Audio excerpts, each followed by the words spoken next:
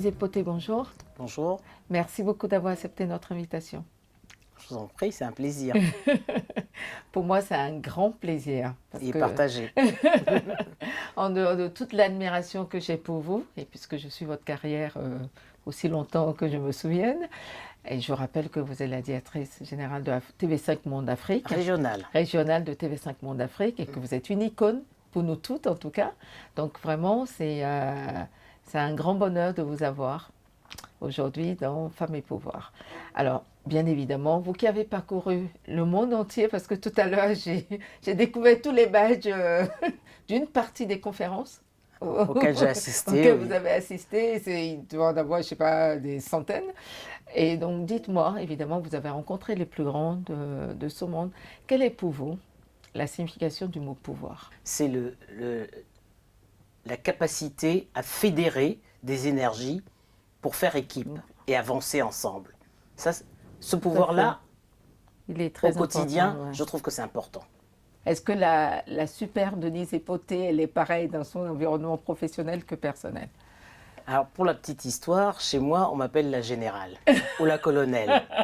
Ça, c'est ma mère. Ok. Ma mère, parce qu'elle Ça estime veut que tout dire, à ça mon veut tout avis. dire. Hein, ça veut tout dire. Ça veut dire que chez moi, quand les choses sont dites, il n'y a plus rien à faire. C'est un point final. Je dis, j'exécute, je fais suivre. En tout Et cas, c'est bon. et c'est bon. Au niveau professionnel, ce serait peut-être pas à moi de le dire, mais plutôt à mes collègues de dire s'ils estiment que j'ai du pouvoir ou de l'autorité. Mais pour moi, je ne l'entends pas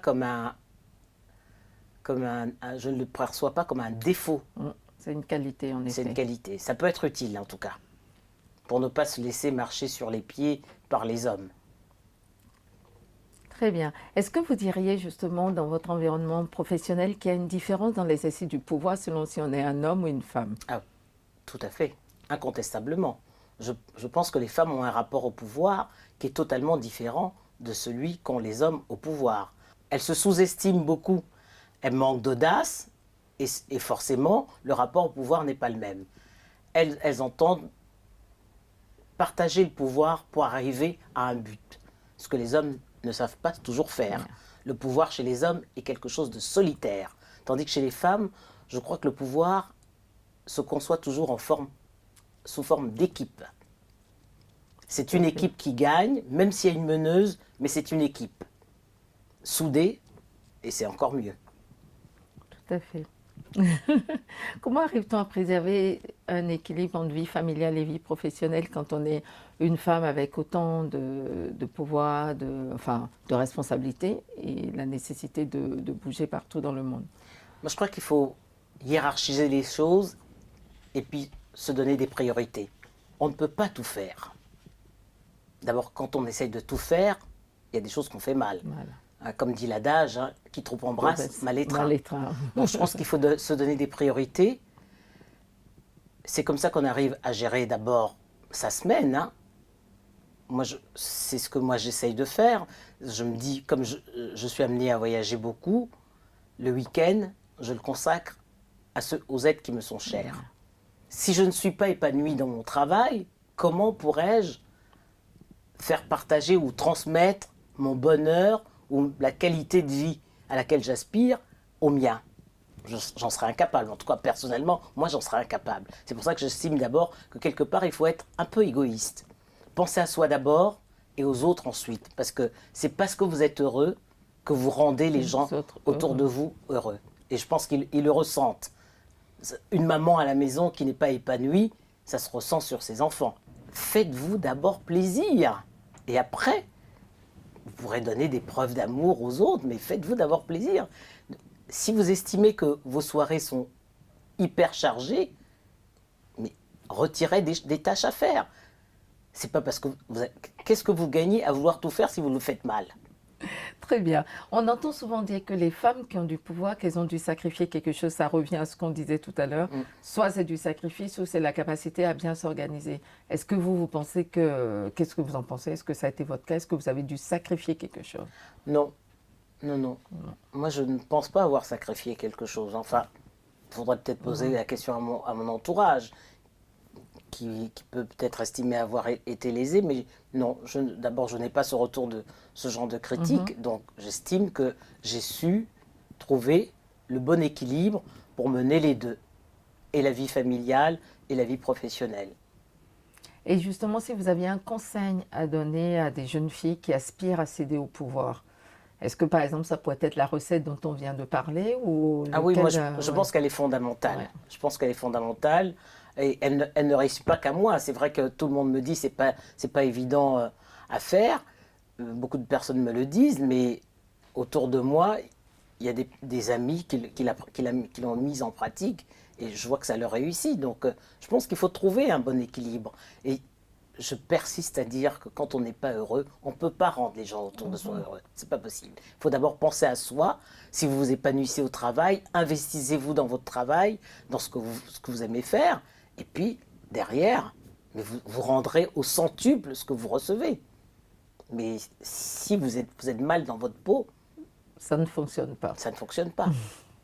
Est-ce que dans vos voyages, dans vos déplacements, dans vos rencontres, vous avez identifié, que ce soit en France d'ailleurs ou à l'étranger, une pratique, une action que vous avez estimée pertinente, que vous pouvez partager avec nous? La règle de base pour pouvoir mieux faire la promotion des femmes et qu'elles soient mieux insérées à la fois au niveau professionnel, mais même au niveau des entreprises, ou quand elles veulent embrasser l'entrepreneuriat, c'est d'abord la formation, l'éducation et la formation. Et c'est essentiel. Aujourd'hui, on se rend compte de plus en plus que les jeunes femmes, les jeunes filles à l'école, quand elles arrivent à accéder à tout le cursus, hein, à la fois élémentaire, primaire et supérieur, elles sont beaucoup plus intelligentes que les hommes et réussissent même dans des filières scientifiques qui très souvent leur ont été fermées, à tort, parce qu'on se disait les sciences c'est pas pour les femmes, elles comprennent rien en mathématiques, vaut mieux pousser les jeunes garçons.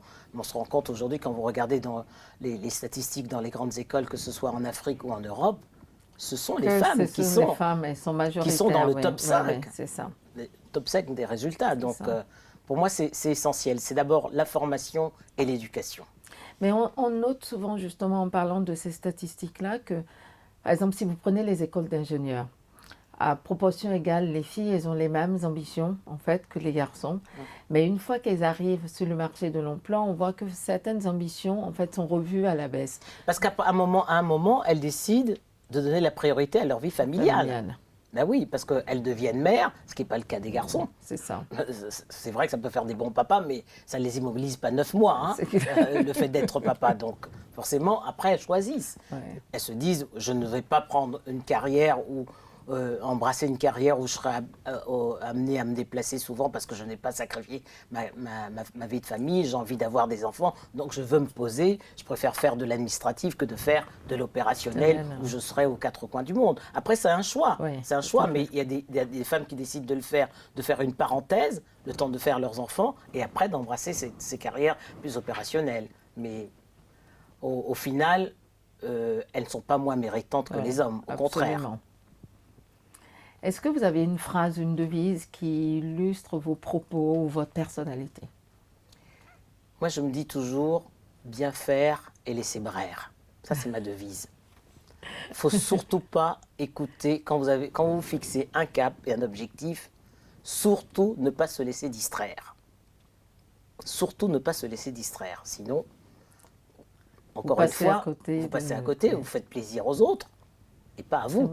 Donc moi, ma devise, c'est bien faire et laisser braire. J'avance et après on verra. Très bien. Si vous étiez un homme ou une femme d'État, lequel ou laquelle seriez-vous? Moi, mon modèle, ça a été Mandela. Oui. Et c'est dommage. Le seul regret que j'ai, c'est qu'il soit arrivé au pouvoir un peu trop tard. Il avait 70 ans passés.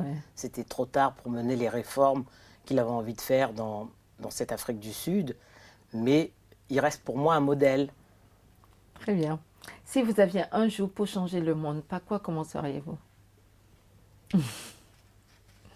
C'est bien les lois sur la parité, mais si elles ne sont pas appliquées, elles ne servent à rien. Donc, mettre l'accent sur l'égalité, ce serait bien. C'est donner les mêmes chances aux hommes et aux femmes, aux petits garçons et à la petite fille dès le plus jeune âge. Très bien. Si vous étiez un animal, lequel seriez-vous? Et pourquoi? Je prendrais mon signe astrologique, Scorpion. Ah bon? Un scorpion, ouais. Un scorpion, c'est pas méchant, mais il ne faut Ouais, pas lui ouais. marcher dessus. Oui, c'est vrai. Si vous lui marchez dessus, il vous pique. Et ça fait très mal. Ça peut tuer. Le venin C'est est vrai. mortel. Oui, oui. Donc, je pense que je garderai mon signe astrologique.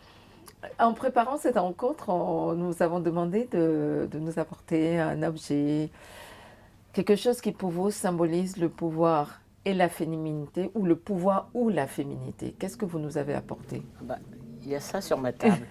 Vous arrivez à lire? Alors, A Woman's Place is a Common. Is it C'est ça. common? C'est un de mes collègues de promotion à l'école de journalisme qui m'a offert ça. Et depuis l'école de journalisme, ça me suit partout. Depuis que je travaille, je l'emmène partout. Et dès que j'arrive, il est fixé. Hein, ça veut dire Oui, oui, il c'est peut- pour ça il est on ne collé, peut pas donc le, on vous pouvez peut pas le l'enlever. bouger. Voilà. Si une fille regarde cette émission et se dit, quand je serai grande, je voudrais être Denise Epoté, vous lui diriez quoi? La chance, on peut l'avoir parce que vous rencontrez sur votre chemin, tout au long de votre carrière, des personnes qui vous tendent la main et qui peuvent permettre à briser soit le plafond de verre ou les parois de verre.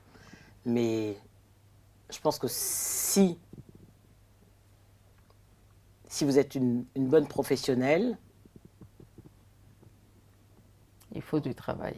il faut du travail. Pour être une bonne professionnelle, il faut travailler. Et tout le temps. Et c'est parce que, c'est votre meilleure carte de ouais, visite. c'est ça. C'est votre meilleure carte de visite parce que même vos ennemis Vous s'inclineront. respectez. Parce qu'ils diront, bah oui, elle n'est pas commode, mais elle est professionnelle. C'est Donc, ça. voilà. Très bien. Notre entretien touche à sa fin, Denise. Déjà, Oui. c'est très vite. Donc, en un mot, en une phrase, pour Denise Epoté, le pouvoir, c'est... C'est le pouvoir de changer les choses. C'est ça. Très bien. De faire et de faire changer les choses. Pour moi, c'est ça. Très bien. Mais merci beaucoup, Denise. C'est moi qui vous remercie.